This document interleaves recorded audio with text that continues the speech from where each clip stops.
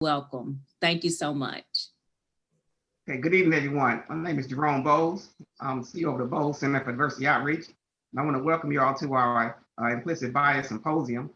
But first of all, I want to thank the Northern Kentucky Community Action Commission and all the wonderful staff at the Northern Kentucky Community Action Commission who signed on to help us organize this outstanding event for not only our region here in Northern Kentucky, but for Greater Cincinnati and the state of Kentucky, and those of you who are tuning in from other locations around the country. This is going to be an exciting opportunity for us to learn about the effects of implicit bias. I want to thank all of our sponsors who are signed on to help us out this evening, and also all of you for attending. This is going to be a great night, as I mentioned. I just want to say welcome to everybody and look forward to the evening. Thank you so much, Mr. Bowles. And again, thank you all for being here. And when you come in, if you would please turn off your cameras and turn off, mute yourselves to help us with our bandwidth so we can continue to move forward. As we are beginning this symposium, I want to start out by posing a question. When you hear the word white, what is the image that immediately comes to your mind? And I want you to just think about that for a moment. Just for one moment. And when you hear the word Black, what image immediately comes to your mind? Just ponder on those images just for a moment. When we look at Webster's definition of white, it says not causing or being capable of causing injury or hurt, free from sin. And synonyms for white are harmless, hurtless, innocent, inoffensive, safe, wholesome, and upright. And the definition for Black is causing or marked by an atmosphere lacking in cheer, not conforming to a high moral standard, morally unacceptable. And synonyms for Black are bleak, depressive, dire, miserable, dejected, menacing, and threatening. These are the words from the Webster's dictionary. This is how they have constructed Black and white. And this is just one example of many of the signals that we get in our society about what Black and white are, what that means. We're constantly being bombarded from the time of very, very young ages of what Black and white is. And this is how we develop our unconscious biases. This is how we develop stereotypes and the way that we see others is ingrained in us. It's the unconsciousness of these images that shape how we interact with each other. And it shapes how we develop systems for our country. And so today we're going to take some time to really step out of this unconscious place into a conscious place to begin to look at how we've created structures and systems that have led to barriers that have impeded us from getting to where we need to be as a society. And to prove my point just a little bit more, we're going to watch this really quick 1-minute video of young children to see how bias has already begun to impact them in their early lives. So Rhonda, if you'll run that video, please.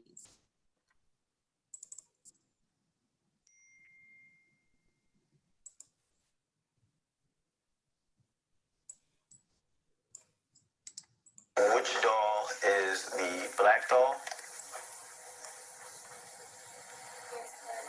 And which one is the white doll? That one. Which doll is the pretty doll? Which doll is the nice doll? Which doll is the bad doll?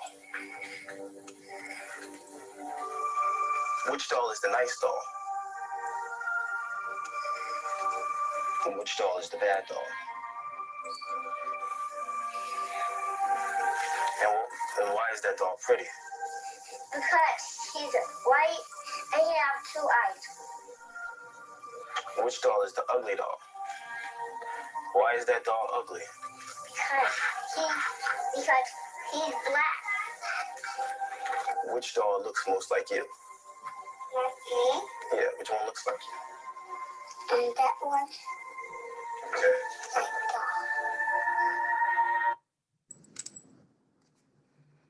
And this is just one example from how at such an early age, we're programmed to see Black and white very, very differently.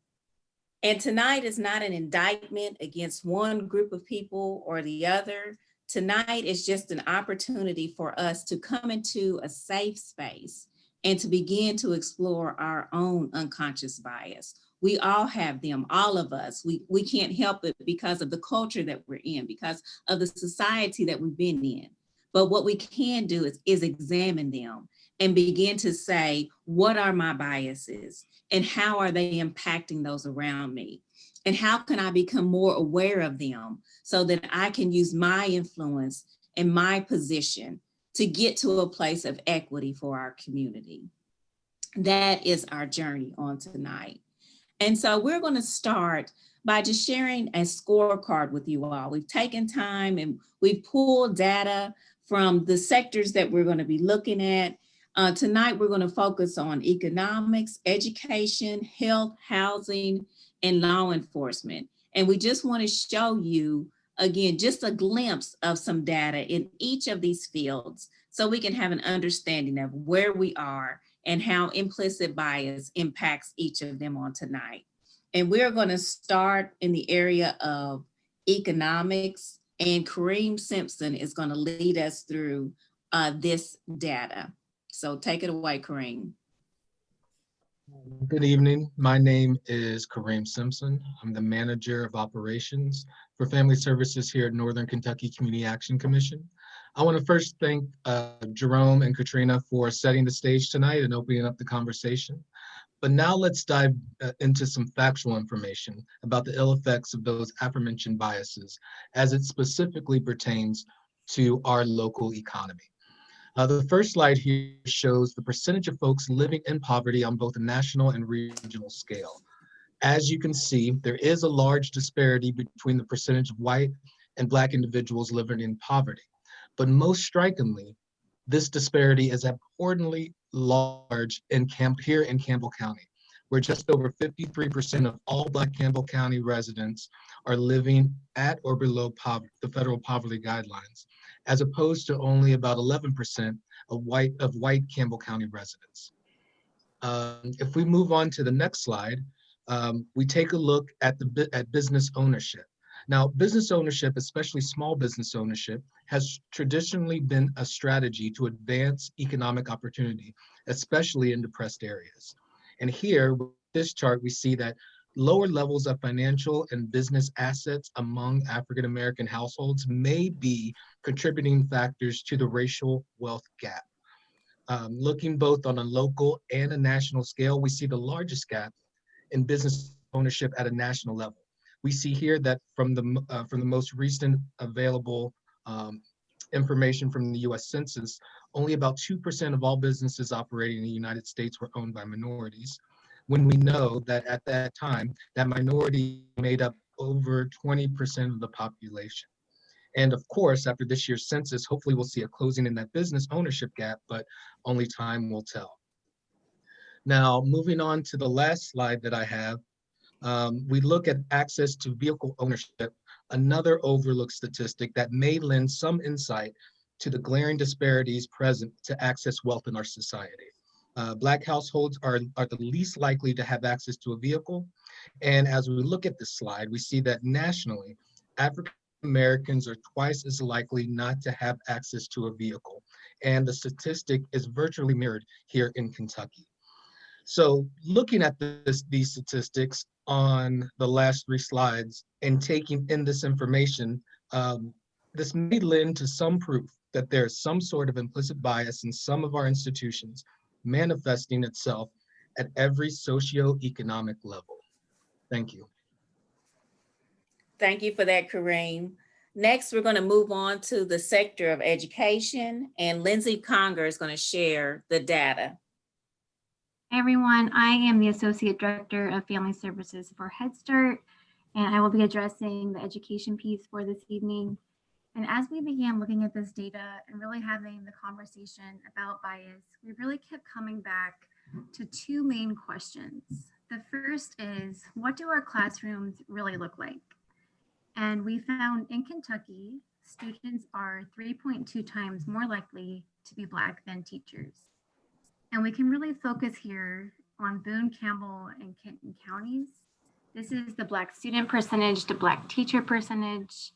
And if you start with the student side, you can see all 3 counties aren't very high, the highest being Boone County at 5.2%, and then Campbell and Kenton in the 2% range. But if you go across to the teacher percentage and the teacher count, all 3 counties are below 1%. And in 2019, Campbell County had 0 Black teachers. Next slide, please.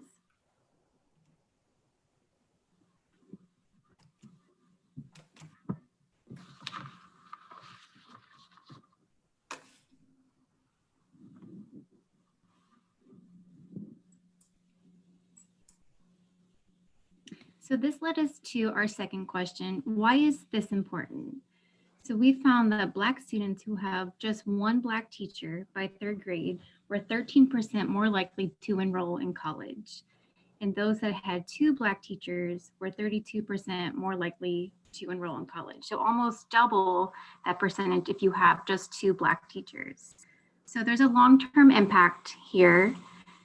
That exposure to Black teachers in elementary school stays with that student and helps them get to that finish line of graduating high school and then at least considering attending college. And we found that the demographic that has the most impact here by having a Black teacher is low-income Black boys. It decreases the risk of dropping out by nearly 40%. Next slide, please. And this is statewide data ranging from 2012 to 2016. It's comparing the Black and white student graduation rates.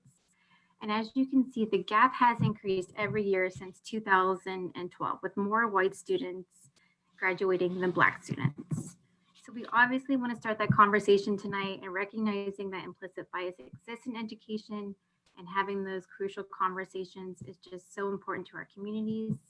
We want to deeper dive into this in our breakout session, but we want to talk about recruiting and training Black educators for our region, but also educating our white teachers about bias, making sure we're addressing cultural competency, classroom culture, and how not to widen the achievement gaps that the data is showing us. Thank you. Thank you so much, Lindsay. Next, we'll move to the health sector, and Karis Hawkins will walk us through that data.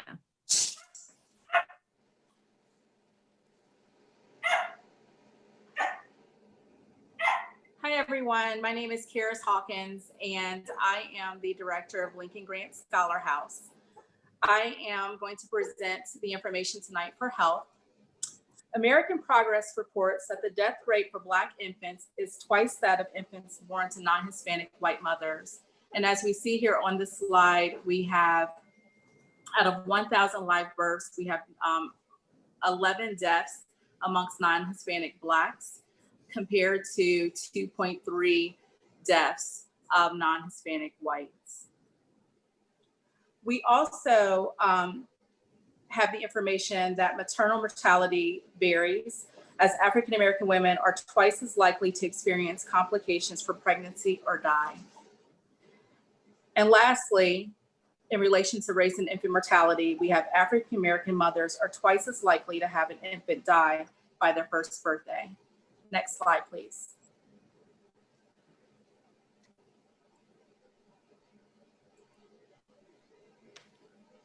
So looking at the leading cause of death, One of the studies that I searched definitely highlights that heart disease and stroke are amongst those. However, during this pandemic, we are finding that Blacks are also leading amongst COVID-19 deaths. So as we can see here, Blacks are leading amongst 100,000 people, but specifically among the US, Blacks make up 13% of the population, but represent 23% of COVID deaths. In Kentucky, they make up 8.4% of the population, but represent 17.54% of COVID deaths. Next slide, please. And lastly, we looked at the area of mental health care. As you can see here with this graph, we have various amounts of diagnoses from substance abuse to mental health. Blacks have been identified across the board here, but they are lacking in care. So to start, we have that substance use disorder. We have 2.3 million Blacks that are identified as having some form of that disorder. However, 88.7% are not receiving any form of treatment. And then we also, if we look at the co-occurring data, we have 1.1 million Blacks that are reported as having a mental illness as well as a substance abuse. However, 91% of those individuals are not receiving treatment. By looking at implicit bias in healthcare, it allows for us to shine that light, and it also allows for us to take the opportunity to build what we call health equity. Thank you. Thank you, Karis. Next, we'll be moving on to the data in the housing sector, and Brandon Holmes will be presenting that information. Good evening, everyone. My name is Brandon Holmes, and I serve as the Director of Housing and Weatherization for NKCAC. This evening, I want to do a quick overview of some of the housing data for our region, with a focus on homeownership levels and rates and rentership rates. Before I get into that, though, I think we can all agree housing is directly correlated to the economic opportunities information that Kareem mentioned earlier. Unemployment, challenging income situations, transportation concerns all play a role when it comes to the decision for housing for most. On the homeownership side, some very interesting data. I urge you to kind of take a look at the columns to the far left that talk about some of the high level points. So there's a 28% difference nationally when you consider Black versus white homeownership levels. When we take a look at solely at Kentucky, the gap is a little more significant, 34% difference in homeownership levels. When we get down to our region, the 8-county region, it's even more alarming. We're at about a 50% difference when we take a look at our region. Next slide, please.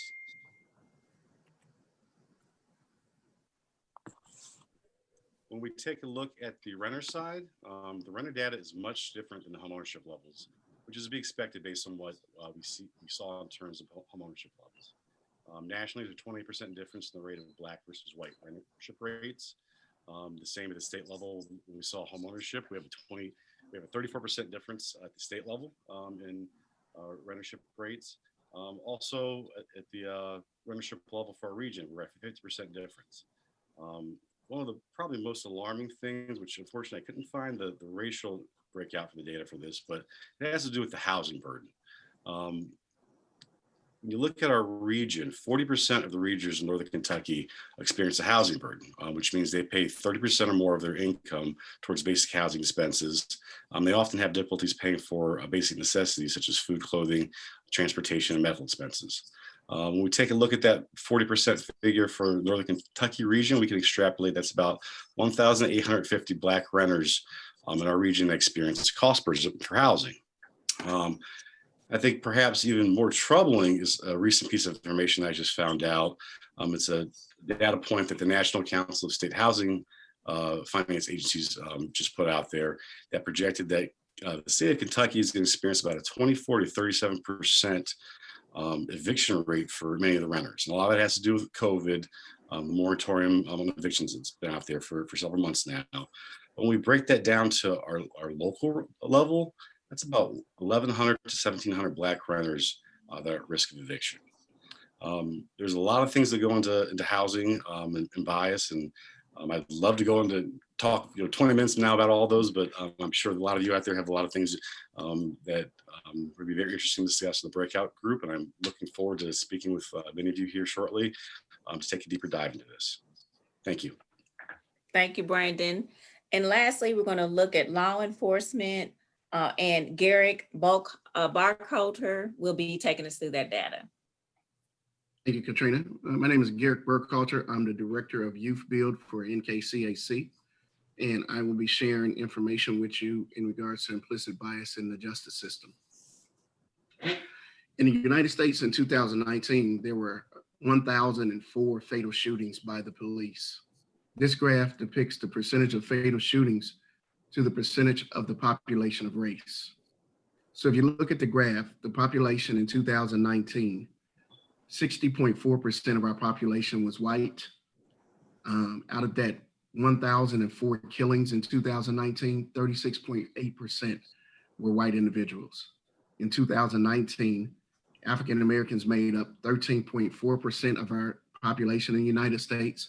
But however, in that 1,004 shootings in 2019, the rate was 23.4%, almost double. Hispanics made up 18.3% of the population, and they were killed at a rate of 15.7% of that 1,004. Next slide, please.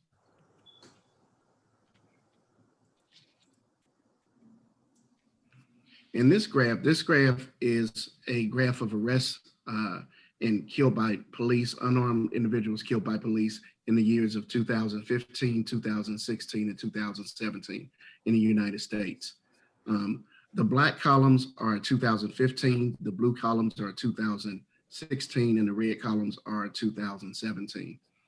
As you can see in 2015, as far as unarmed killings in the black population, it was 14.57% of the population, as opposed to the white population in 2015 at 6.04. To better bring you into the time frame of this, in 2014, John Crawford was killed in a Walmart store for looking at BB guns. And also Michael Brown was killed in Ferguson, Missouri. Next slide, please.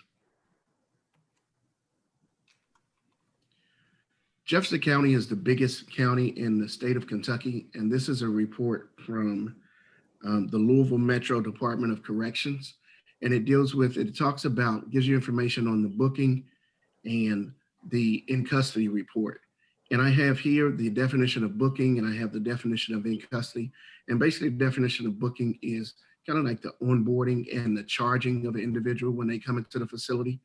And in custody is basically a situation where you're losing your freedom, where they're going to detain you.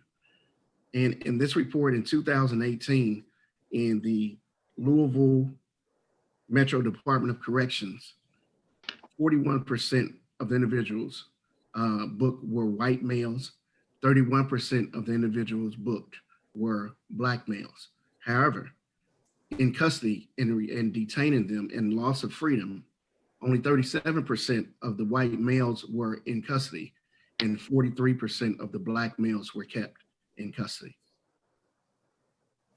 Next slide, please.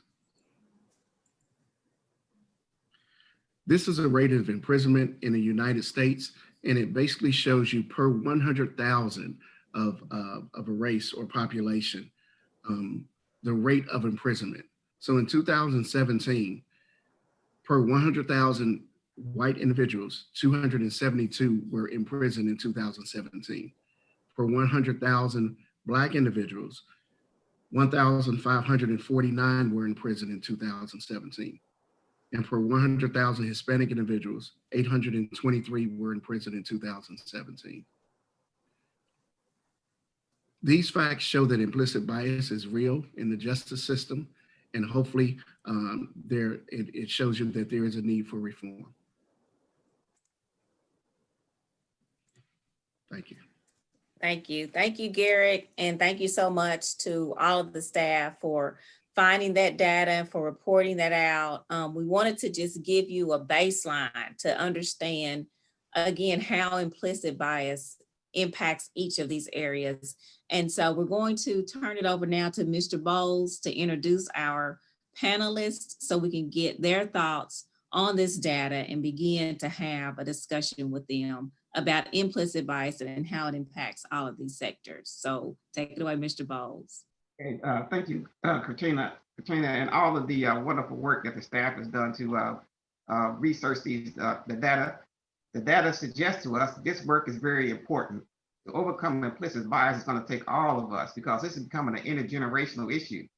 A lot of times we look at the data and we try to look at the data as it affects everyone.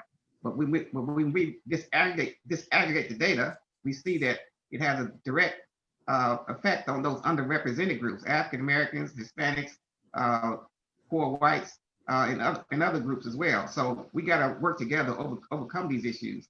As Katrina mentioned, it's not an indictment on anyone. It's about us looking at ways we can be creative and take bold action to overcome implicit bias because it's real and it doesn't seem to be going anywhere right now without our collective thoughts in terms of working together to overcome it. At this time, I will introduce our panel.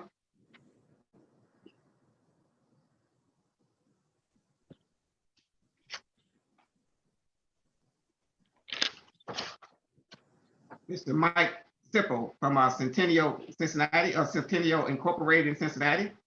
Mr. Alu Nasasi from St. Elizabeth Hospital in our great Northern Kentucky area.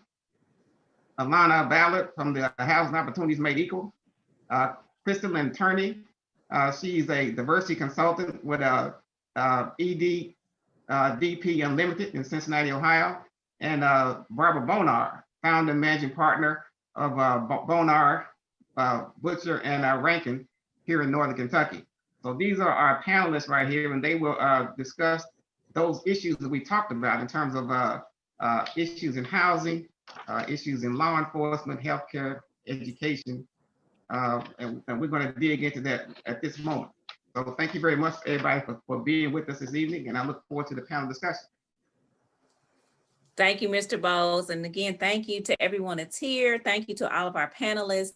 And for all of you that are out there, if you have questions as we're talking to our panelists, please put them in the chat and we will ask those questions of them.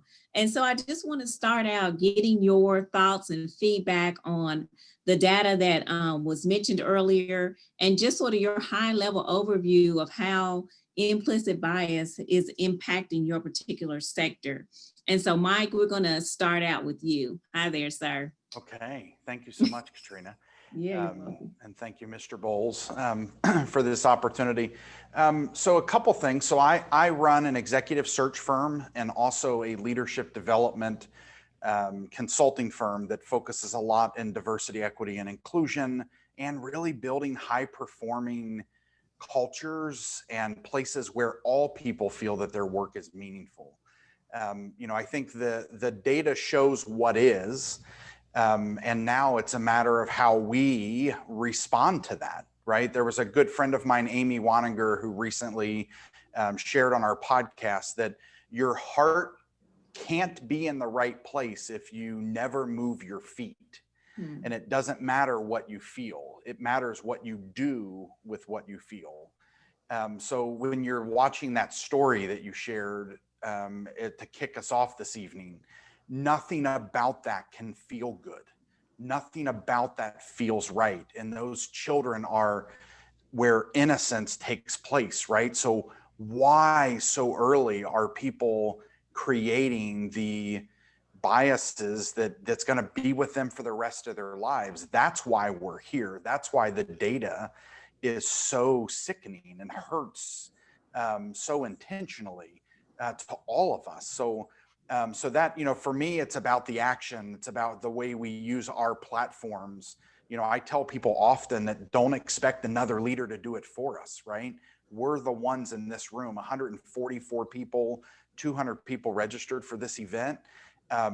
We're the ones that can create the change. And that's why I'm honored to be a part of this great panel with so many incredible people that are saying that it's not okay. This data is not okay. Yeah, thank you so much, Mike. I completely agree. You know, it starts with each and every one of us really taking a hard look at ourselves and then committing to move forward. Alana, I'm going to jump to you. What were your thoughts as we went through the data? Well, from a housing perspective, I just want to say, you know, you talk about the education, the police, and a lot of things are due to historic patterns of segregation in housing. From the beginning of this country's founding, people of color have been marginalized with redlining and just being denied of certain opportunities. Even when you talk about building a community and putting a highway separating one side from another. We're talking about building communities and then putting a chemical plant in it, knowing that the people there aren't having the power to try to fight that. And all of these things, and not having jobs within walking or a bus riding distance from where you live. All these things are also a part of why you see the numbers in the other areas. So when you have housing insecurity, as many people do, especially with COVID-19, a lot of people are struggling to pay rent and mortgage. They're calling us about this every day. So that will impact their children as they're trying to take their lessons online or going out to a school. So we're seeing that this all goes hand in hand. Exactly. Yes, all of this is intertwined. And that's why, you know, it's like this big ball, but we've got to start somewhere. And so I think that's what we're here to talk about today, is unraveling some of that ball to figure out how do we get started in dealing with this. And so I'm going to jump to you, Elinu, to talk a little bit about healthcare and how that data rings true to you, what your thoughts are. Thank you very much for this invitation. I'm really honored to be a part of this conversation. This is an area that I have a lot of passion for. The data didn't surprise me because I've been doing this work for a long time. And I always say that we've been singing this song and nobody listened. We played the music and nobody danced to it. And COVID-19 came and everybody said, wow. But it's been there for a very long time.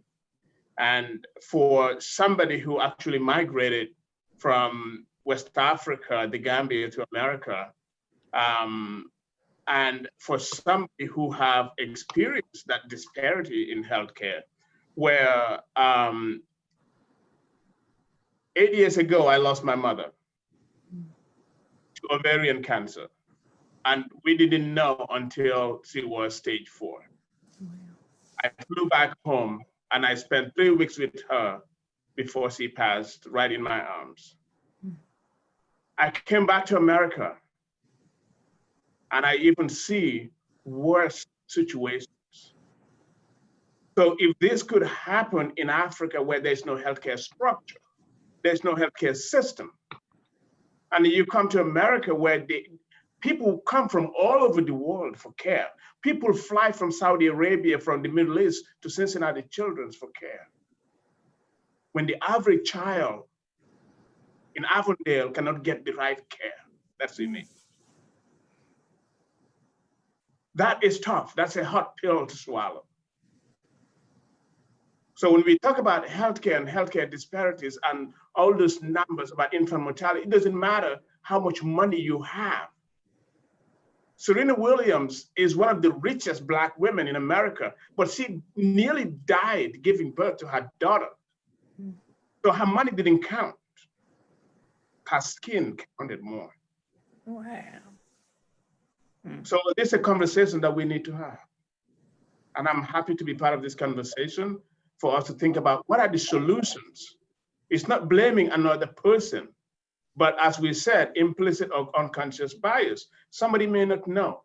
Just like Martin Luther King said, the bridge between education and hope, or the bridge between despair and hope is education. We gotta be educated so that we know the decisions we make impact other people. But when we are not educated, we don't know what we're doing. Wow, that's so powerful. Thank you for sharing your story about your mother with us. And this just rings so true. Thank you for that. You're welcome. Barbara, I'm going to pivot to you. And as you think about that data and the area of justice, what are your thoughts? Well, first of all, hello, everyone. I'm glad we could do this tonight. It's a really important conversation. As an attorney, and I've been very active in the Kentucky Bar Association, and we had started talking about implicit bias when I was on the Board of Governors and president of the bar, because it's a topic that nobody had really discussed until about 20 years ago, when Harvard started looking at it and started keeping statistics on it. So implicit bias is, of course, this unconscious bias that we're not even aware we have. And if anybody, I think we're going to talk a little bit more about some of the tests that are given and, you know, people who take tests, but Harvard has been collecting statistics on this from, I think, 2003. And the statistics they've collected is 73% of white people have a pro-white anti-Black bias. And the data even shows that 34% of Black people and 64% of other races have a pro-white bias, as we saw in the video. And the bias is so pervasive in our culture that even children as younger as 4 of all races show a bias in favor of whites. So as far as the police authorities are concerned, of course, that's the big hot topic. And so the question that we're going to discuss later, I think, is real important to talk about how we can eradicate biases in the police department. And I think, of course, we're all familiar with the killings, George Floyd and Breonna Taylor and Jacob Blake. These all have led our country to a period of reckoning. We all understand that something must be done. And I think with all this media attention, that gives us the opportunity to change the conversation and talk about implicit bias and how it affects all of us.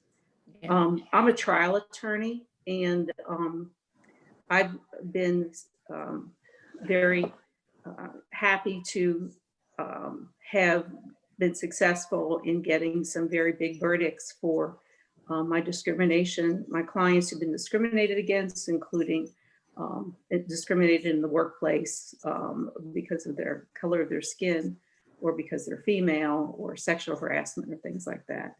And I recently got a very big verdict for a Black client who was discriminated against in the workplace, including the use of the N-word. And a couple months after that, we were talking about some of the post-trial things, and we were just having a conversation about race. And I said, I know that I'm biased. And he looked at me as if he was very surprised. And I said, of course I am.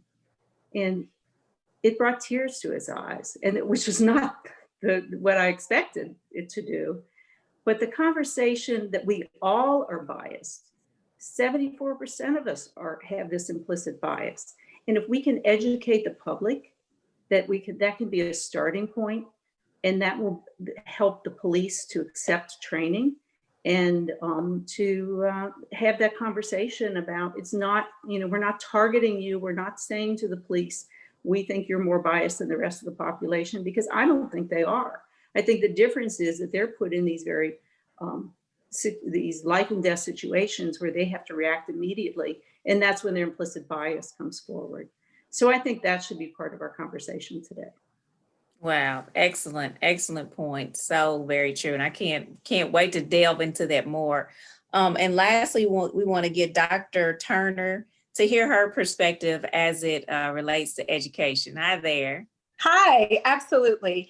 I'm Dr. Crystalline Turney, and first of all, thank you so much for this wonderful opportunity to share.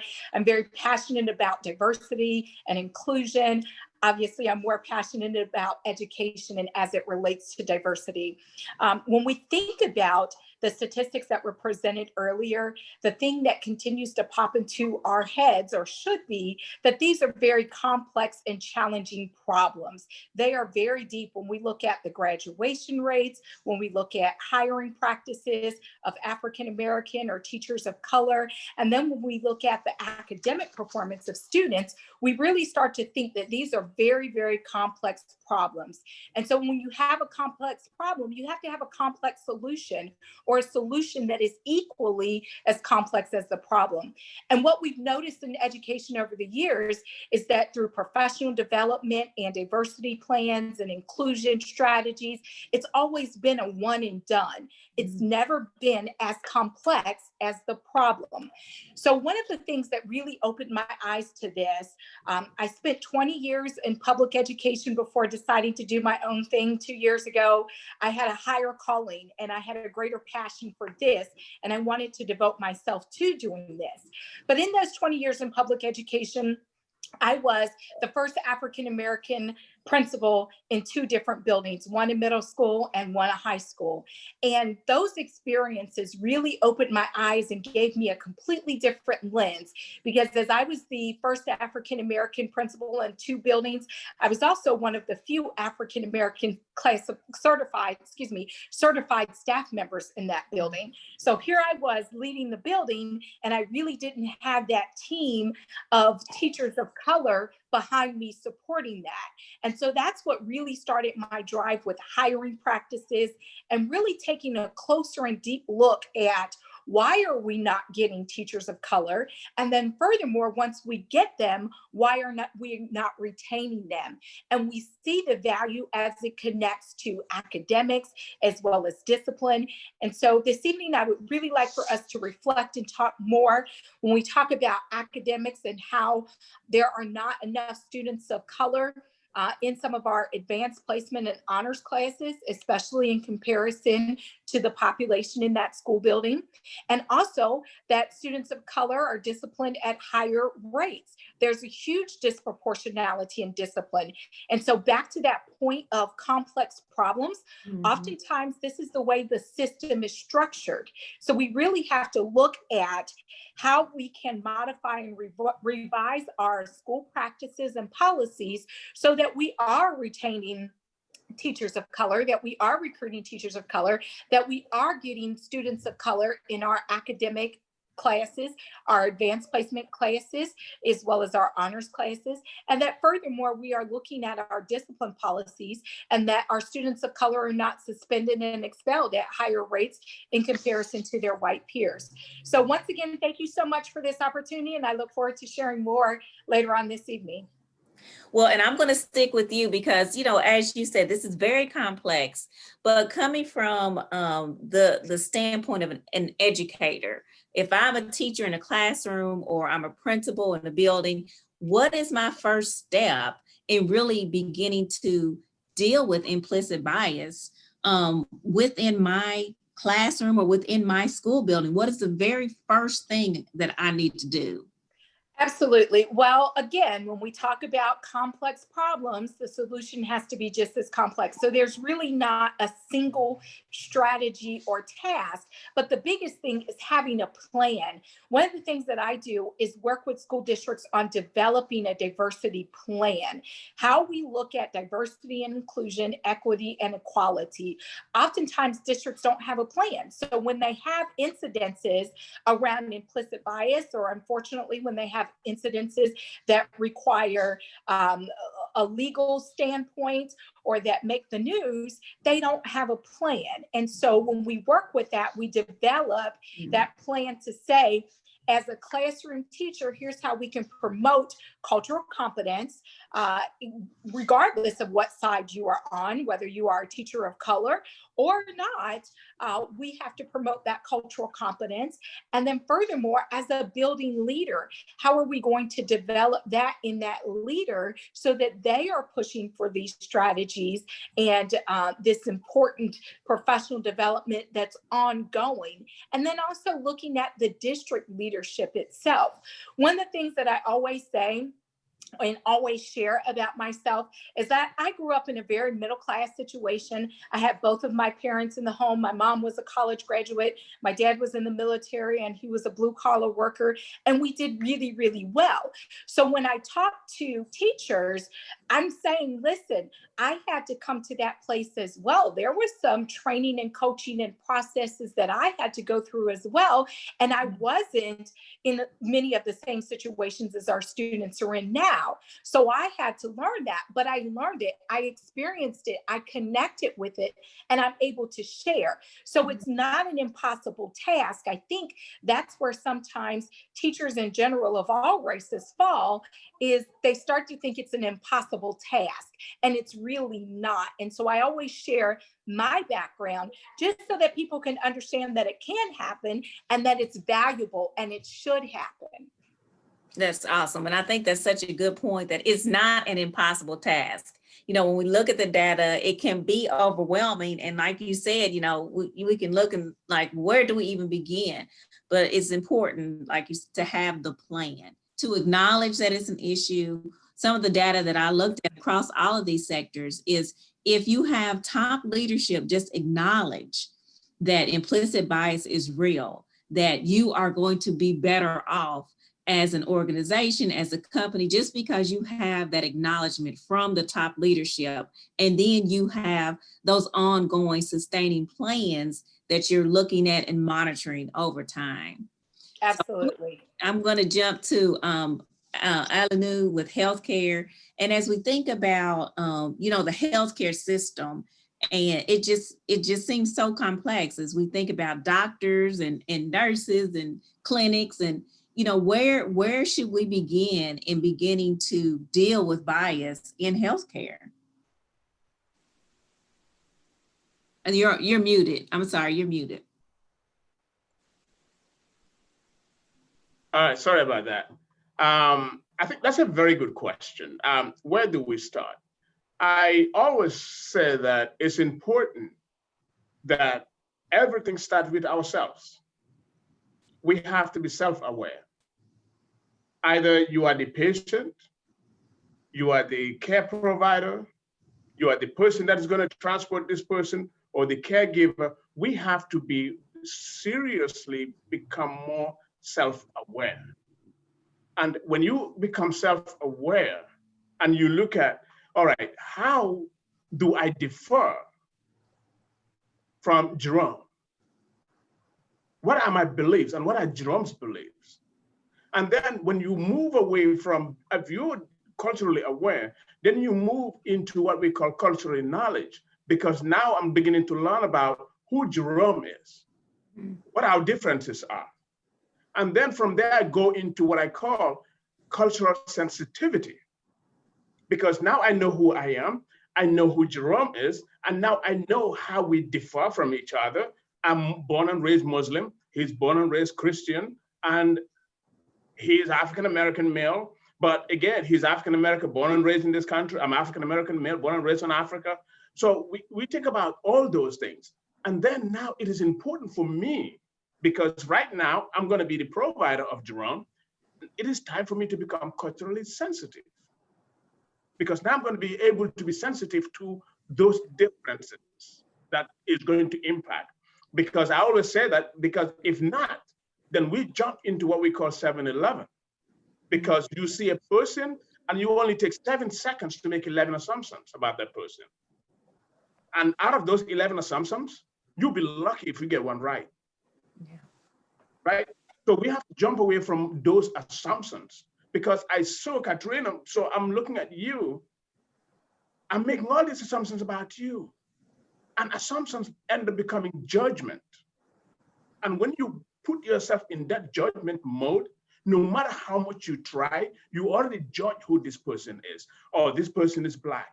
He came from a very poor neighborhood. He's a criminal. Or all these things. So in terms of you providing the right care for this individual, no matter what you do, that thought process is inside you. So when you move from being culturally sensitive, then you move into what we call cultural competence. And I have a simple word, a simple sentence about what it means to be culturally competent. Because sometimes people are saying, what does that mean? It is simple as treat that person the way they want to be treated. That's it. If you treat the person the way that individual want to be treated, because sometimes we say, treat people the way you want to be treated. No. How do I know how you want to be treated is by me engaging you, by me asking questions, by me wanting to know who you are first. So in healthcare, when you have a patient, it's important not to look at the person, focus on what that person needs. That's good. And that's the beginning. Very good. Thank you so very much. Mike, I'm going to jump to you because as over these last several months, as we've been tackling this issue of racism in our country, we're hearing more and more people say, well, I don't know where to find people. You know, we want to be diverse, but we can't find anybody. We don't know where to go. We don't know how to begin. So what would you say to that? Yeah, it is a question that a lot of people are asking, and we've heard people come out and say things that like, "Ooh, you wish you could take that back," right? But maybe by people bringing stuff out, it shows part of the problem, right? So, you know, what we say often is you have to be intentional about reaching out to individuals. Surprise, surprise, right? That, you know, if you're sending up the same flares every time you have a job and every time you have a leadership opportunity or a position in your company, and you're sending it through the same channels that you've been using for the last 12 years, you've gotten the same results, right? And you're going to get the same results. So the opportunities of thinking proactively and being proactive to say, you know what, I want to intentionally reach out to organizations that have career development opportunities that, you know, for example, our team has been speaking at the African American MBA Association for the last 12 years, right? We just had one of our team members on a panel. We've built a strong relationship with that group. You know, our firm intentionally has a program called Executive Pathways that we've designed with the Urban League of Greater Cincinnati and Southwest Ohio and Northern Kentucky. You know, we have to be intentional. You can't just say, I posted on the same 3 job boards that I've always posted. Or the other thing is evaluate your network, right? Look at the last 12 to 15 text messages that you've sent and think if are any of those individuals, are they any different than you, right? And evaluate who you're networking with and who you're making aware of your organization, and trying to, again, just get proactive and reach out to people that you know, that there's a lot of leaders that are leaders of color, right? And one of the things that we address often is I believe that there's an opportunity to provide more leaders of color, more leadership opportunity and more career pathways and more confidence that they too can apply for that same job as their white colleague, right? And that's part of what we all need to show and promote and be proactive in getting creative, thinking differently, challenging ourselves, thinking about our standard practices, and disrupting our standard practices to be more inclusive and more intentional. I love that disruptive, because as I often say, you got to blow up the system, right? And start all over, you know, if you want to get a different result. You know, the insanity, like you said, is doing the same thing over and over again and expecting a different result. And so it's having, I think, the courage to reach out and to try some things very different than what you've always done. Definitely. Thank you for that, Mike. Alana, I'm going to jump over to you as we think about implicit bias in housing. It's like, again, where do you even start in the arena of housing? How do you even begin to tackle it there? Well, in my job at home, I train consumers, real estate agents, property managers with implicit bias training courses. And I want them to look out for the things that they do that show up and may have some bias. And implicit bias goes on in housing a lot. That's why home was created.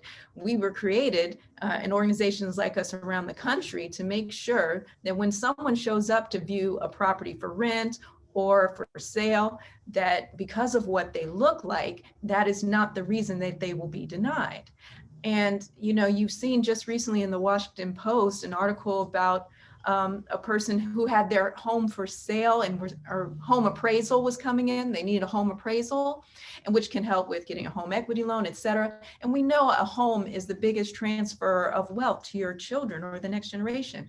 And for Black people and people of color, some people have been told by their parents, grandparents, oh, make sure you take down the pictures so they don't know that you're Black. And this man did that and had a white man stand in while a different appraisal came.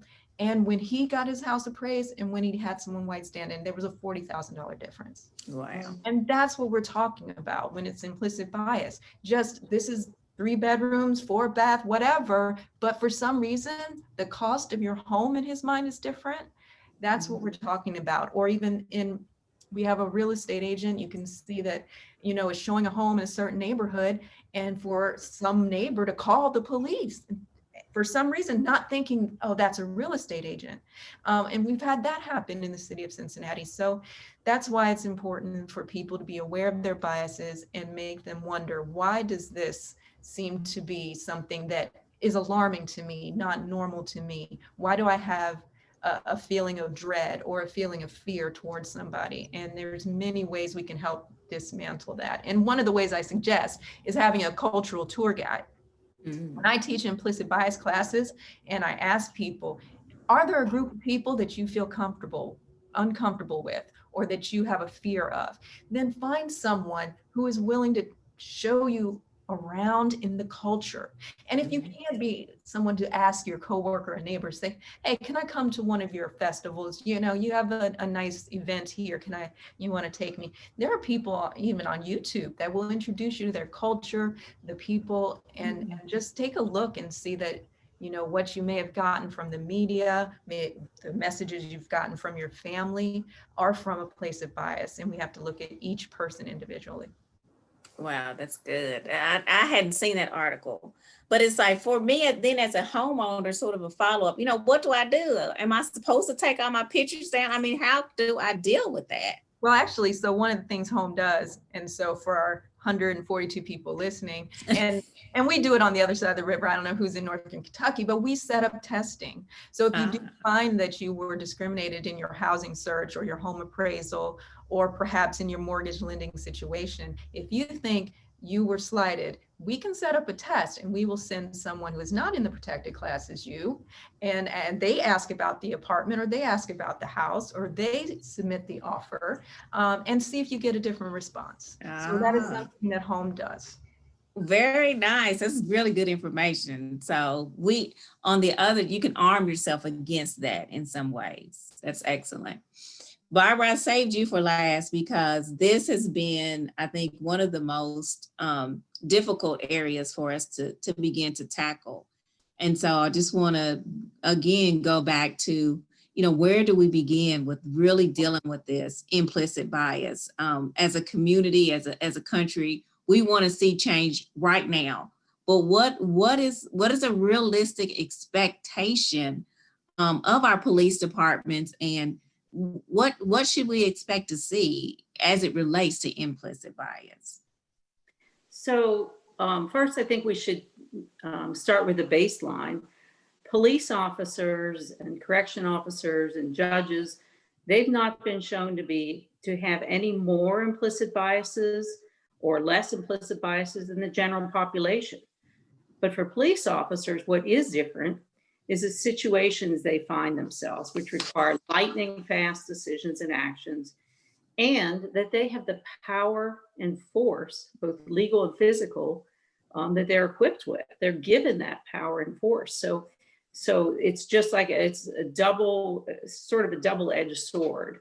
So when you have that kind of time and response requirements, bias is going to show. For judges, on the other hand, the difference between them and the general population is they don't think they are biased. Oh, and you know, when we started doing judge training on implicit bias, probably for the Bar Association, it was probably about 10 years ago. And there was a significant pushback from judges. They said, we can't be biased. We're not allowed to be biased. And if you've been watching any of the Amy Coney Barrett hearings, you know, she says the same thing. And I thought a lot about implicit bias, by the way, in watching those hearings in the last couple of days, because she has as many implicit biases as all of us do, and we all do. And like I say, if you haven't taken the test, it's eye-opening to the extent that you are biased. So first step, I believe, is to acknowledge that those biases are there, and for police officers to know that they are in good stead with everyone else, that they are biased like everyone else, and that implicit and explicit biases are not mutually exclusive. One can reinforce another. So it's important that you do acknowledge that you do have them. And the second step then is to know that they are capable of changing those implicit biases. So it's not going to be, you're stuck with them. They can be unlearned through training and other techniques. And the goal would be to get in touch, become aware of this, what they call intrinsic inclusion. So put your heart in it and make efforts to open your mind and heart to know that you can start learning to change. Excellent. And as sort of my last question I want to throw out there, as we're thinking about these systems and structures, you know, and I'm going to start with you, Alana, in the housing. What do you think are some policies and practices that we need to put in place to begin to address implicit bias in that housing field? And I'm going to pose that to all of you all. Well, how can we dismantle the implicit bias? I guess I do it one at a time when I talk to consumers or real estate agents as they take my training. But yeah, it's just an education. We need. Well, and more than just dismantling it, what type of policies what type of policies do we need to have in place in the area of housing to get us to begin to address implicit bias? Well, our government has tried, and with the passing of the Fair Housing Act of 1968, to address it and make it illegal to discriminate against people based on their protected class. However, we find that doesn't mean that people stay on the right side of the law. We also have struck down, this administration in Washington struck down something called Affirmatively Furthering Fair Housing, which was a program to help right some wrongs that caused the housing disparities right now, and for local governments to show examples of steps they've taken to right the wrongs of the days of redlining and blockbusting when it was rampant. So we need more people in government who are on the side of dismantling bias and righting some of the wrongs and making some policies that help educate people and push things in the right direction. Thank you. I'm going to go to education and ask you, do you think that we need to have national or statewide policies around biases to help us to deal with implicit bias? Absolutely. I think that we have to make those things priorities. So when we talk about hiring practices, it's more than that discrimination statement that every school district has. We will not discriminate in the case of employment. It's more than that. So many districts have that, but are they truly making it a priority to be intentional, as Mr. Sipple said it, and go on to recruit and to look past who's in their call list and to blow it up, as you stated as well. So we have to think about intentionality when it comes to that, more than that discrimination statement, more than these initial statements, and going beyond that and looking at academics as well as discipline rates.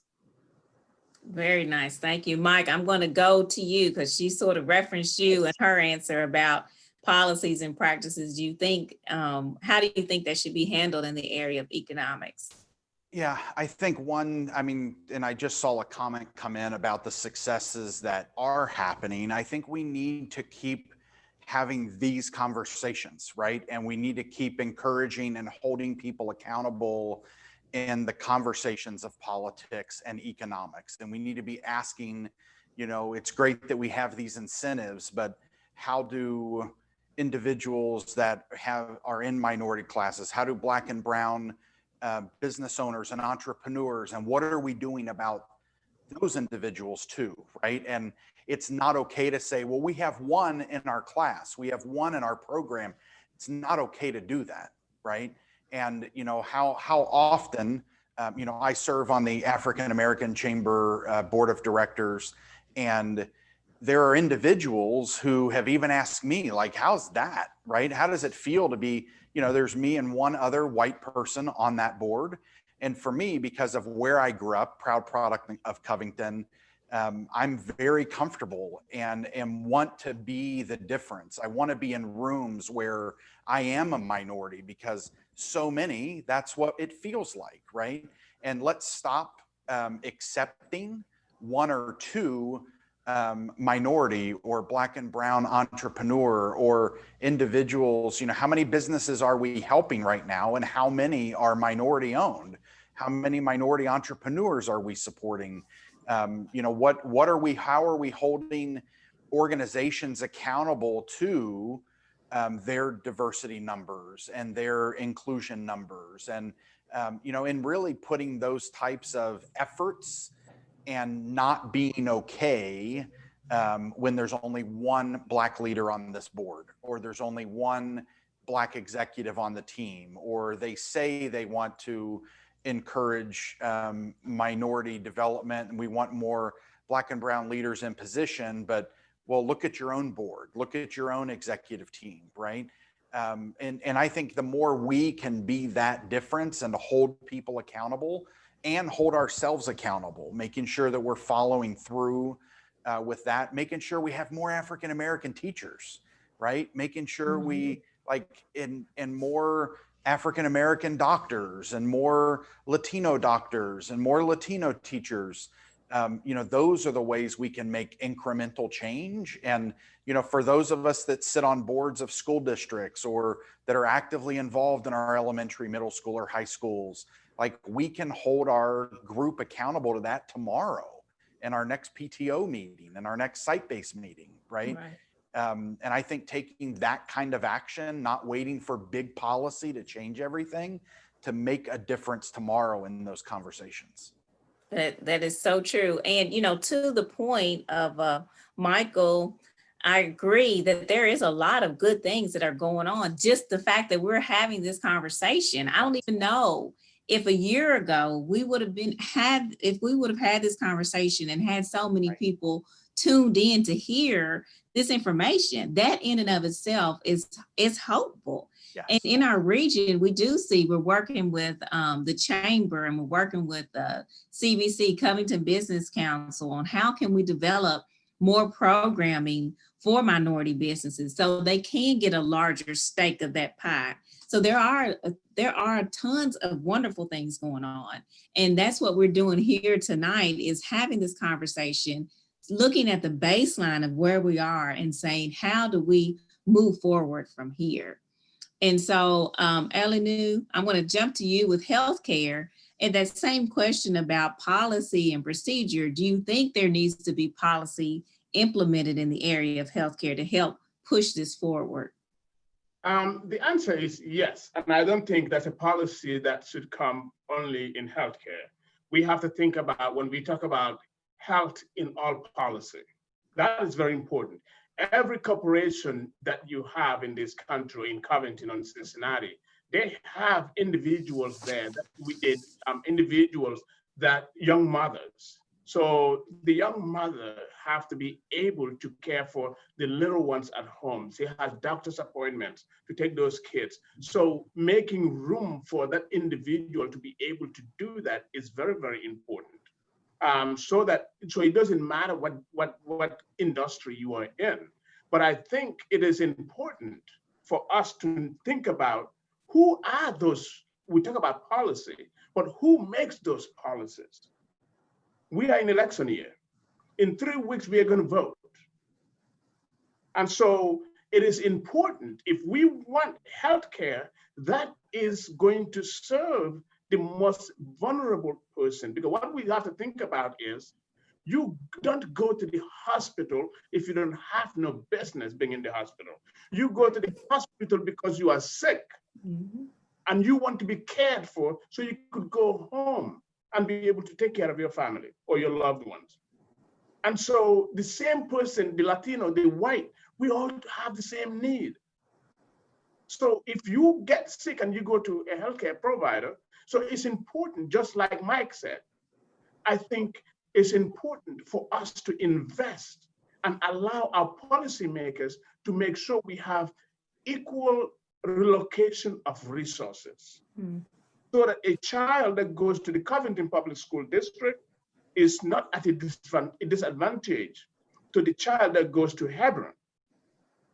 Because you don't go to Hebron, like right now, I've seen school districts where a school district gives a child a laptop because of distance learning. But in other school districts, a mother who makes only $300 a week is now thinking about, how am I going to provide 3 laptops for my own 3 kids, because they're in 3 different grades. Right. That's the big disparity right there. But I think it is important for all of us to know who we are going to put in office, who are going to put those policies that is going to impact education, impact healthcare, impact the justice system, impact housing, because all these things impact our healthcare.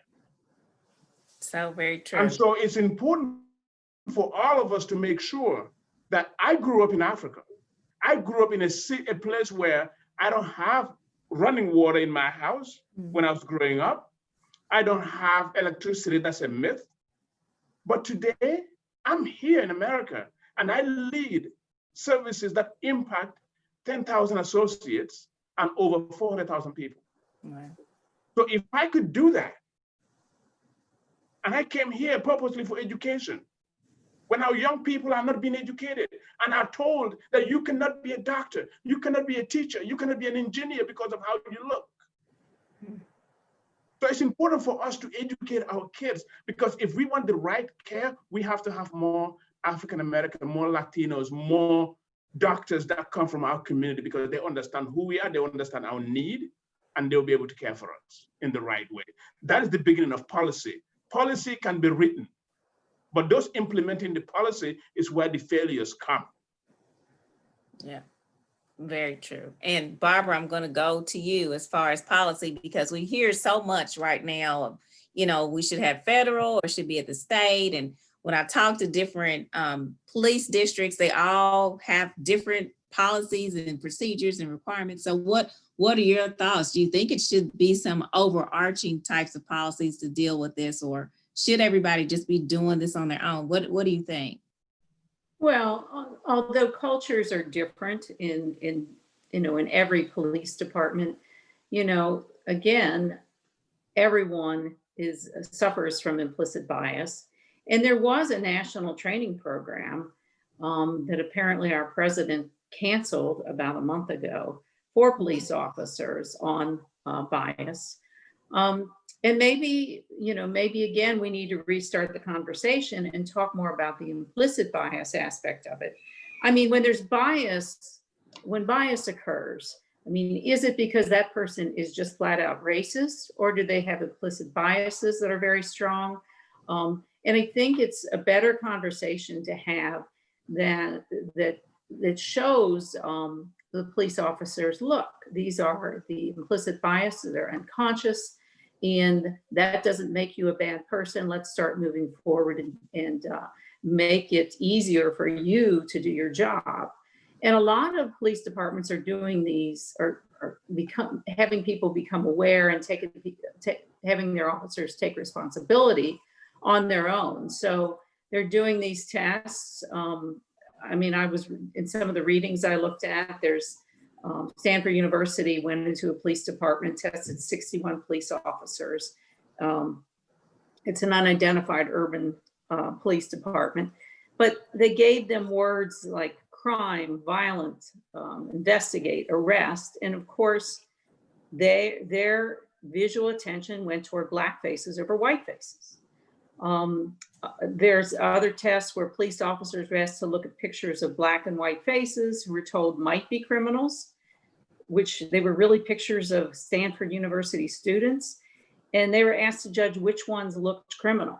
And not only did the officers judge more black faces as criminal, but faces that had been rated as more stereotypically black, darker skin, or other attributes, of course, they were more criminal to the police officers. So going into police departments, and no matter what their baseline culture is, just increasing their awareness that they have these implicit biases, I think is the most important place to start. And then they can start moving toward changing that.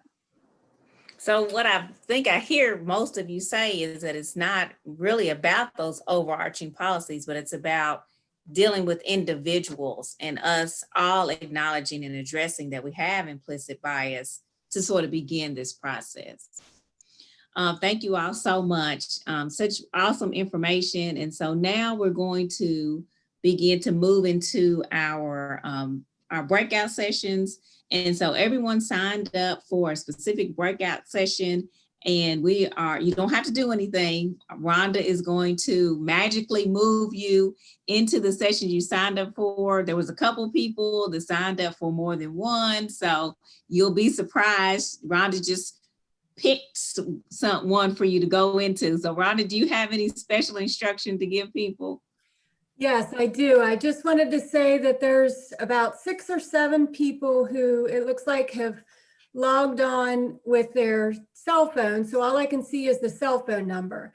So it's not matching up with the email address that you registered with. So when I open the rooms and everybody goes into their room, you won't, but you can message me in the chat box to tell me what room you want to be in, and I'll place you. So it'll just take me a minute or two to get the rest of you, the few of you, placed into your breakout rooms.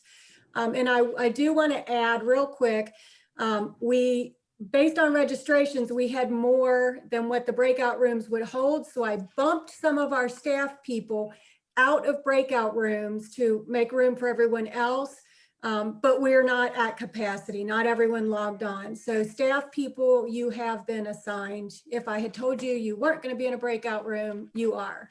There's room for you. So just to let you all know that as well. So I'm going to open the rooms. They're going to be, it's 15 minutes is the allotted time, and you'll get a notification 60 seconds before they close, and it'll count down. You can leave the room at any time if you need to for some reason.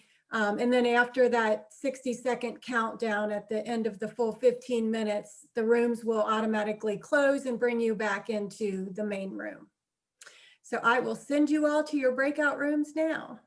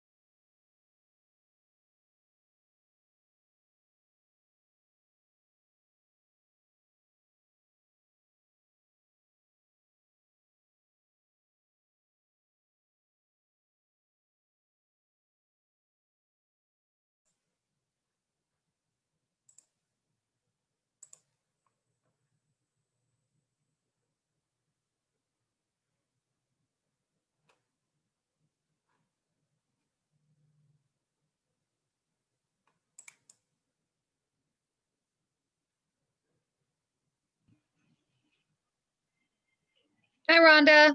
Hey, Sarah. Hey, I did assign you to education if you want to go in that breakout. Oh, you did? Oh, Yeah, you should. okay. So yeah, I don't know why it didn't take me there. I'm not for sure what happened. Well, you should have it, like something should pop up that say you've been invited to go to education. I see. Got it. Got it?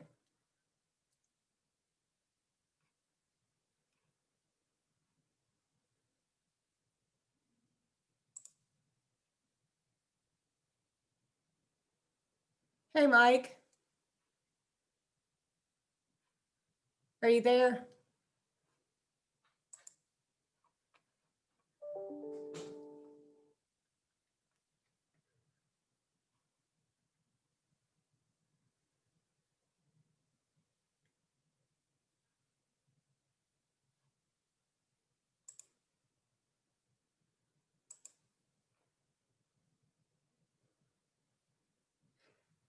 Hi, Kevin. Everyone's in breakout rooms. If you let me know what breakout room you want to go in, I can assign you.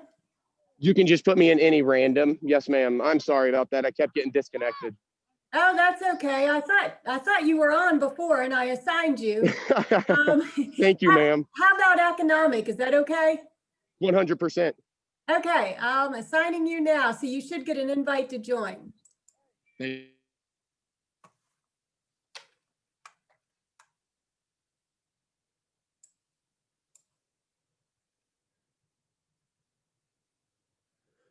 Hey, Mike, are you there?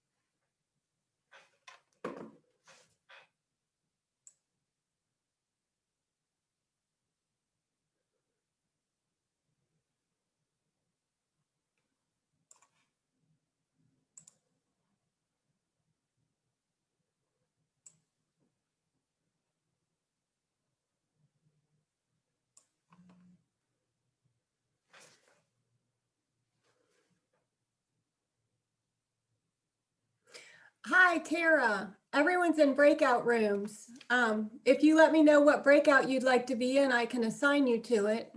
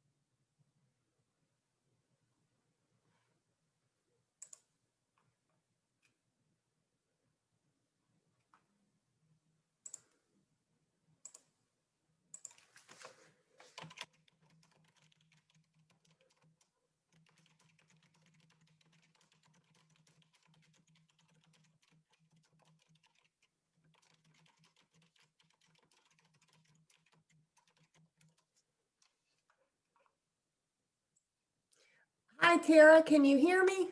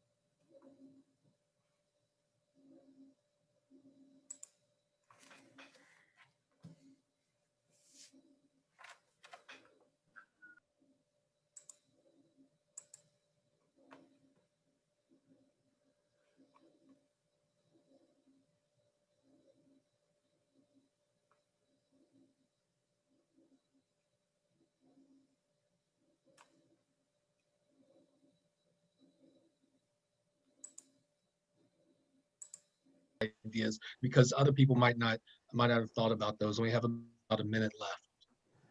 And any questions you may have of Mike or me or anyone. Everybody's quiet. Well, I do want to say, as you guys are thinking, I do want to thank you guys for joining us.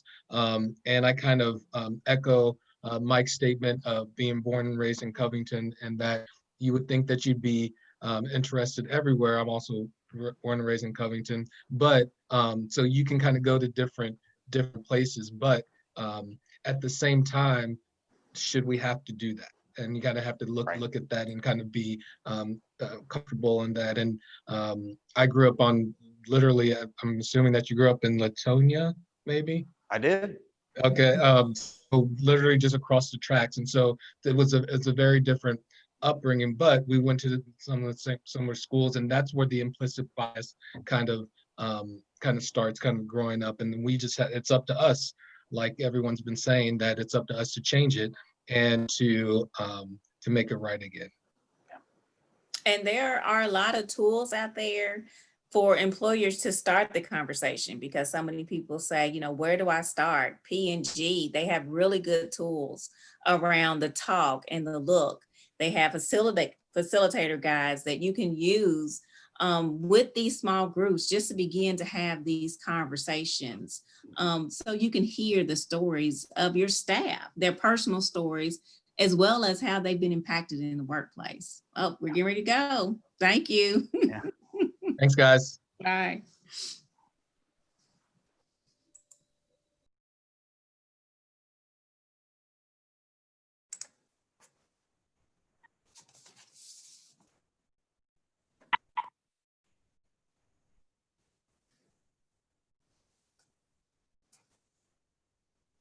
We are all coming back from our breakout sessions.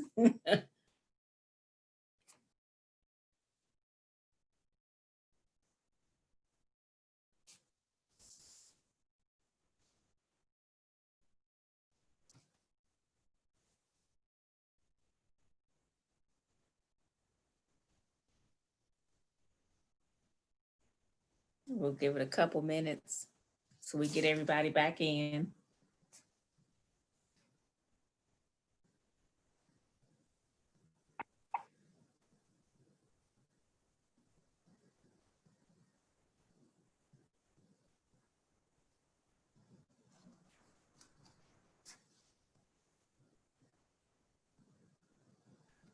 I got shut off and I had a question for Miss Barbara.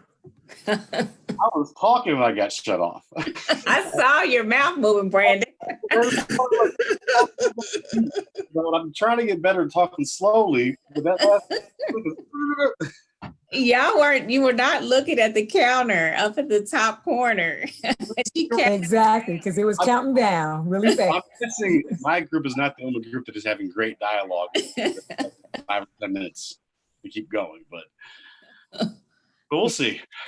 I'm glad to hear that. Rhonda, let us know when everybody is back in. If Rhonda's even here. Yeah, I'm here. Yeah, it's hard to tell because some people might have left the actual meeting. So we were probably at about 150 before. We're at 132. So I'd say everybody's pretty much back. Okay.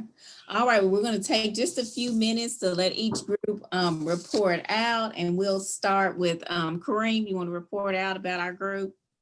Yeah, it was a great discussion, as I'm assuming everyone else's was. It went way too fast.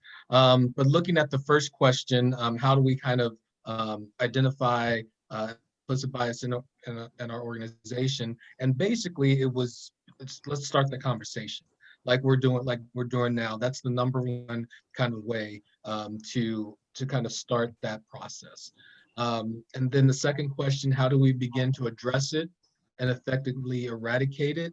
There was a lot of different answers, but one really great thing that I saw, an example of the Brighton Center, is that they included it in their strategic plan several years ago. So by creating that institutional piece where it's not just one person or two people making the suggestion, it's actually embedded into your organizational structure, that's a really great way to addressing it effectively. And then the third question, once you identify what steps can be taken to prevent it, how do you prevent it from resurfacing? And that's basically getting people involved on the micro level to champion it so that it doesn't fall by the wayside. So there were a lot of great answers, and I just wish we had more time to discuss it, but that's kind of an overview in the economic area. Okay, anything to add, Mike? You good with that? That was a great recap, Kareem. Okay, thank you both. We're gonna move on to education. Education, Lindsay. Yeah, I just wanted to thank Dr. Turney again for her expertise and passion. It just, it's so refreshing to hear. And I think, when we saw all the data and heard all our experts tonight, we all wanted to say, what do we do? Where do we go from here? But Dr. Turney backed us up and said, how do you start? And I think that's so important that, we start really in our own buildings, in our districts, and with our own staff, and looking at policies and really not denying that the bias exists. So she gave us a lot of great suggestions about trainings and professional development, and how it's truly not just a one and done. It has to be ongoing. It has to be part of your regular staff meetings and conversations. She suggested a book study that's not voluntary, because we talked about how some of the people that always volunteer aren't the people you need to be talking to about this. And just stressing the urgency of the matter and the situations, and having those tough conversations with staff, and really bringing in your stakeholders, which in education, a lot of times, that's our parents, and really, reaching out to those disruptive parents who want to yell and scream and say all the negative things. You need those people. You need to let those voices be heard. So I wish we also had more time with Dr. Turney, and again, just so appreciate her expertise. Very nice. Thank you. Thank you for that report out. Okay, Karis, we're going to you with healthcare. Okay, so like everybody else, had a good conversation. But we definitely were looking at some things that, as a whole, our entire community needs to continue to work on. So some of the thoughts that were shared were, you need to start with you, like the individual person, and how you're treating other individuals. We need to not only look at equal access, but also equitable access. And you're going to hear us toss that word around, I think, a lot moving forward, which is equity, right? So what does equity look like in healthcare, as well as the other arenas that we're looking at tonight? Becoming more culturally competent, as well as educating those around us, including the populations that we are working with, and how that is incredibly valuable for them to be able to receive services. One of the big things that stuck out was mental health, and how the Black population lacks treatment in that area. And we pretty much brought that back to the lack of cultural competency, as well as education. And then lastly, we kind of ended in talking about focusing on what the other person needs, and that making sure that every demographic is represented. So again, every, from the emergency room to the physical therapist, are there people that look like the clients that we are serving? Are they seeing their faces and their cultures being represented in the medical field, and how that itself is super important. And then we did get a tip on a resource. And so the book, Black Man in White Coats, Aliu recommended that as something for us to read. So. Very nice. Okay, thank you. Thank you. Brandon and housing. Garris, that's an excellent book. I actually read that when I was very sick a couple of years ago. Thinking about doing a life change and becoming a naturopathic doctor. It's one of the books I read. So anybody out there that hasn't read it, it's a great book. It does touch point on what we're talking about right now. So I encourage everyone to read it. So we didn't get to talk a lot about housing specifically, but we had a great conversation when it came to implicit bias, and to kind of wrap up everything we're talking today this evening. So the first questions, when we asked how individuals and organizations begin to identify implicit bias that exists, main things we talked about, one was the implicit bias testing is out there from Harvard and other higher educational institutions. Holding events like we are tonight, bringing awareness to this exposure, talking about it, creating safe places that are comfortable environments where folks can talk and learn from one another. So it's kind of a recap of the things we talked about from that aspect. The second aspect was how do we begin to address implicit bias and effectively eradicate it.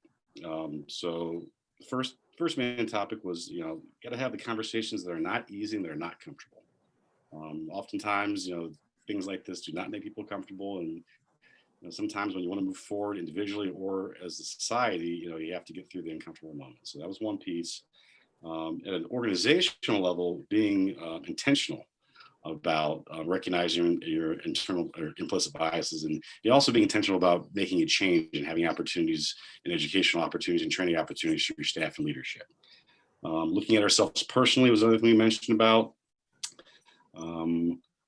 Self-awareness, openness, acceptance of others' differences. It goes back into having a conversation with somebody you don't know, and you may have a bias you don't even recognize it, and it comes to your own forefront after you've had a conversation and got to know somebody a little bit more. So try to wrap up on the last piece. I think we all were pretty much in agreement on the last question about once identify what steps can be taken to prevent it from resurface. You got to call it out. You have to call it out. You have to not accept it. You have to have zero policies.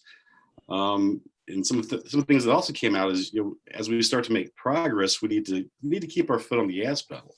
We have to constantly monitor the data points, and the progress we've made in any of the aspects of society that we've talked about tonight.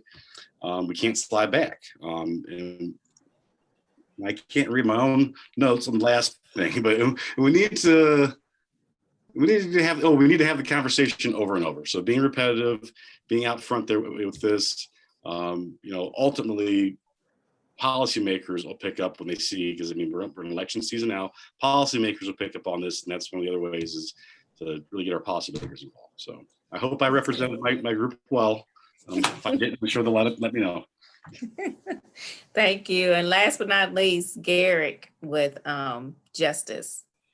And going last, a lot of the presenters were basically spoke on the same things that we talked about, and it was more of educating people on the biases. We talked about several tests that you could take to educate yourself on the biases. We even got into discussions about the Karens of the world, per se.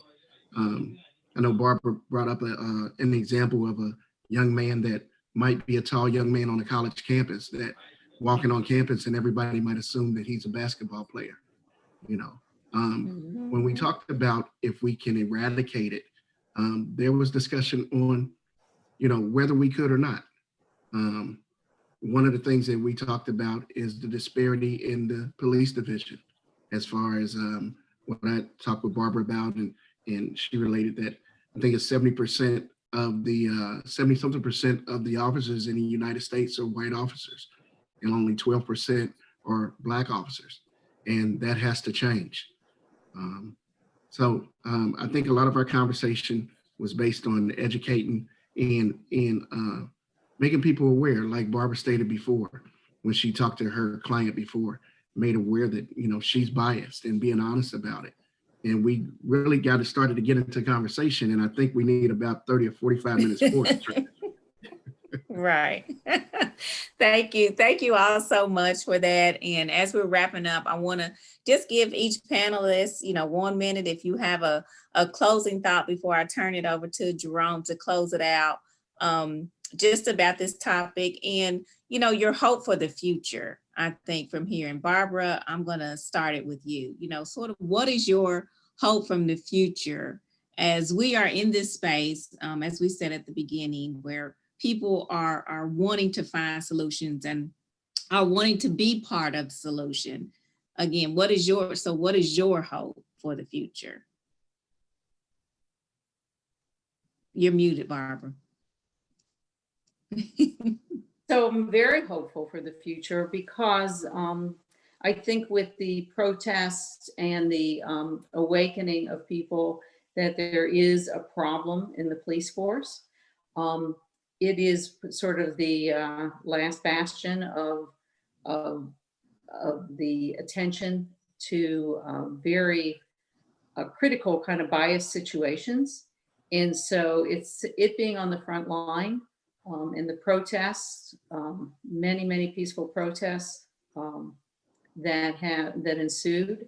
I think that it has caused an awareness. And the fact that you all have put on this symposium and had such great attendance, and that we're having this conversation. And by the way, I hope that you repeat this and do it, if not annually or more, that we do this again. And so I think that I am hopeful. It's taken a while to get, a lot longer to get here than we needed to take, but I think if we continue to all work on it and continue to recognize it, we are going to continue to move forward. Thank you, Barbara, so much. Alana, I'm going to go to you. So what is sort of your hope for the future? All right, just unmuted myself. I will say, like Barbara said, I have a lot of hope when I see the young people, Generation Z, and I do watch them on TikTok.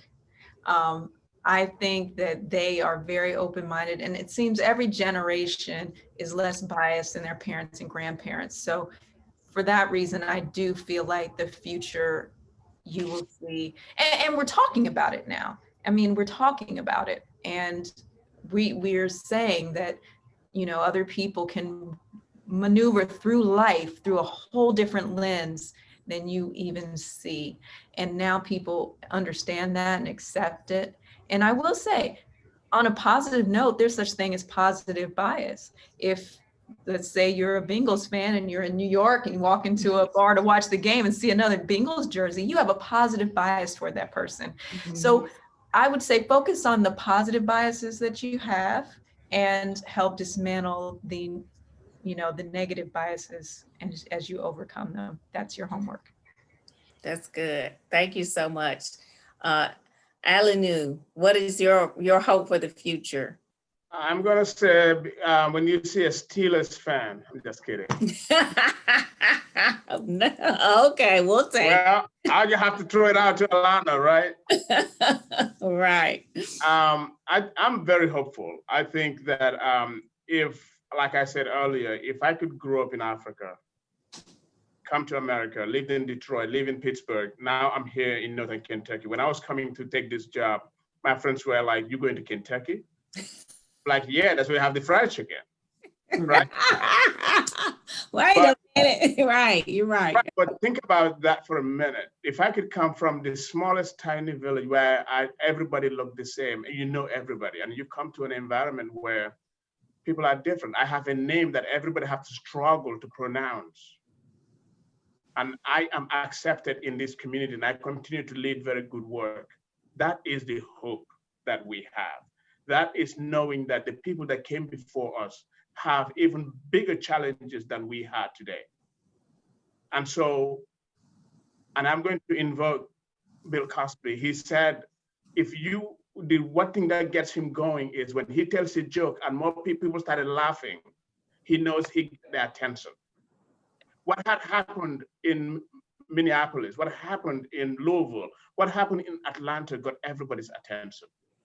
It is time for us to have that crucial conversations. Mm-hmm. Let us not point fingers, because there's one thing, we need one thing. All of us need it. Three things. We need respect, we need to be valued, and we need to be trusted. It doesn't matter what race you belong to, you need these three things. So when we have those conversations, let's give it. Mm-hmm. And let's make sure we understand that intent does not always equal impact.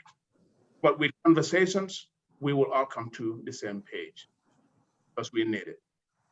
Very nice. Thank you. Mike, I'm going to go to you. Same question. What is your hope for the future?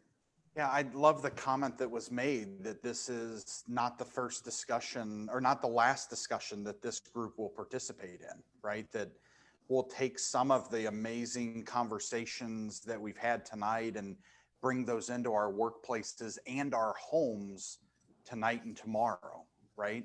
That we will lead boldly and not wait for someone else to be the one to step outside the comfort zone.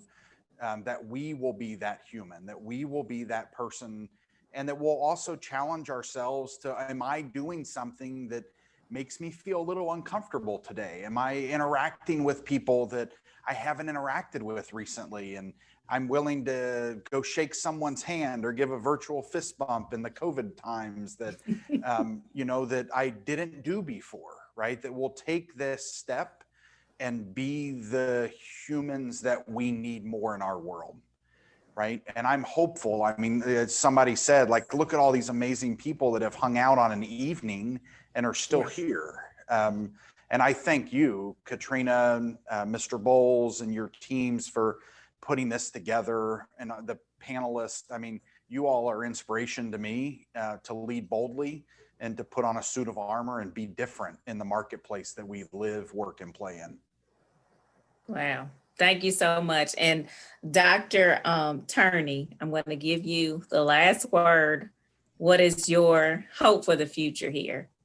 Absolutely. Well, once again, thank you so much for putting this on. We've had a wonderful evening. Thank you to all of you who have stayed with us this time.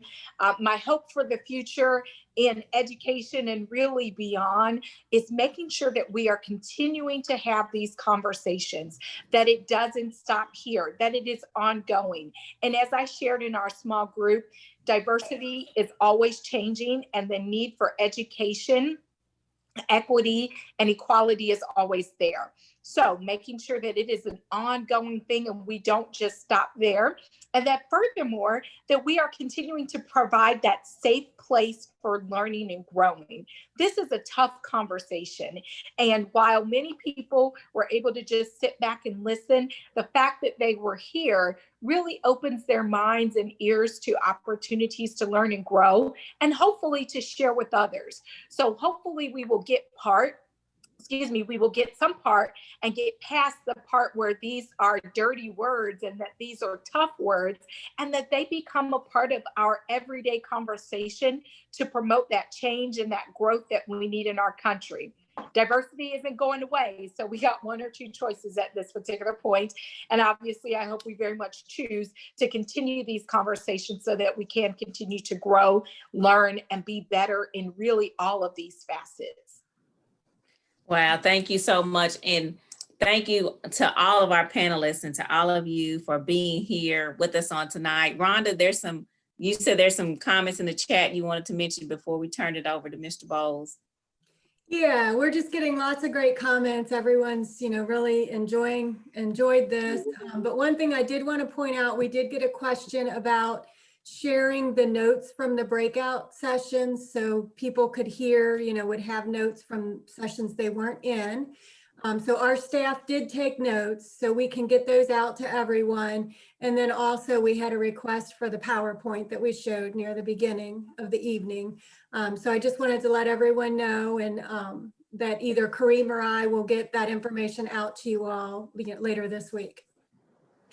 And someone asked, Aliu, what were the 3 things that you said everyone needs? Would you just repeat those quickly? Yeah, I said we need respect, we need to be valued, and we need to be trusted. Respect, trust, and value. Yes. Amen. So true. Again, thank you all so much for being a part. I'm so thankful to Mr. Jerome Bowles for coming up with this idea, for including us in this.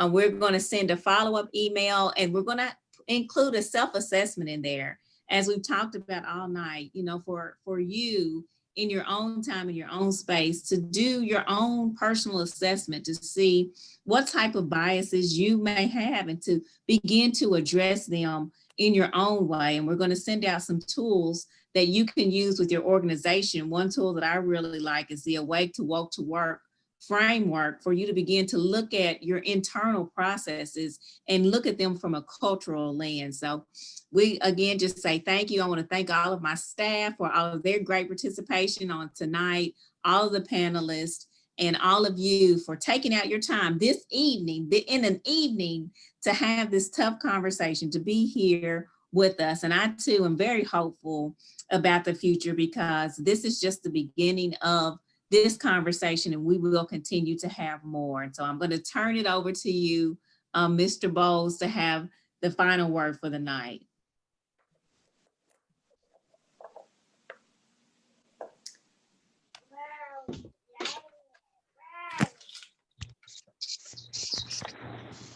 Mr. Bowles, you're muted. You're muted. All right, I'm here now. Can you hear me now? Yes. Okay, can you hear me now? Okay, I can hear you, but I can't see you. Okay. I just want to say thank everybody very much for being on tonight, and thank our sponsors, Northern Kentucky Community Action, Third Bank, Duke Energy, and Brighton Center. And also just want to say that no matter what age we all are, we're still the future. We want to prepare our youth for the future, but we're also the future. And the future is all those things we talked about tonight. Sources, being self-aware, and then reevaluate your networks, and also developing career pathways. And one of the most important is disrupting your standard practices. And also developing a cultural tour guide, and acknowledge the biases are there, and implicit biases exist. And then working on those intrinsic inclusion right there. So I just want to say thank everybody very much. For the educators, we're going to be coming back next in the spring for Education Diversity Conference. And later this fall, we're going to be hosting our high school student diversity conference. So we might be doing those things on Zoom as well. But just thank everybody very much. And I had a wonderful time today. But I also want to say again, thank you to Katrina and all the wonderful staff at the Northern Kentucky Community Action, and our sponsors, and everybody else for being on tonight. Thank everybody very much. Thank you all. Have a good night. Thank you.